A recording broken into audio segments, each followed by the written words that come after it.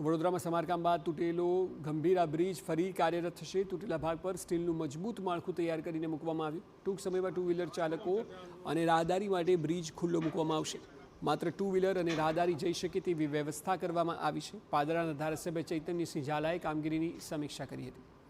Vishwakarma mechanical workers દ્વારા સ્ટીલનું માળખું તૈયાર કરી અને તૂટી પડેલા બ્રિજની વચ્ચે સફળતાપૂર્વક મૂકવાની કામગીરી કરી દેવામાં આવી છે અને આગામી સમયમાં બ્રિજ શરૂ કરાશે। બ્રિજ બંધ હોવાથી કામદારો અને નોકરી માટે જતા લોકો તેમજ વિદ્યાર્થીઓને હાલાકી પડી રહી છે।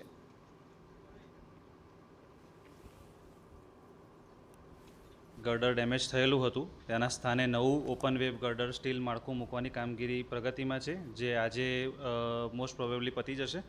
એની અન્ય માર્ગ સલામતીની કામગીરી અને અન્ય કામગીરી કરવાનું કામ આવતીકાલથી સાઇટ ઉપર શરૂ કરવામાં આવશે।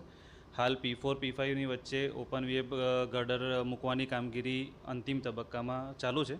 ત્યારબાદ લગભગ 7-8 દિવસમાં બધી આનુષંગિક કામગીરી પૂર્ણ કરીને ટ્રાફિક માટે આ બ્રિજ ખુલ્લો મૂકી દેવાનું આયોજન કરવામાં આવેલ છે।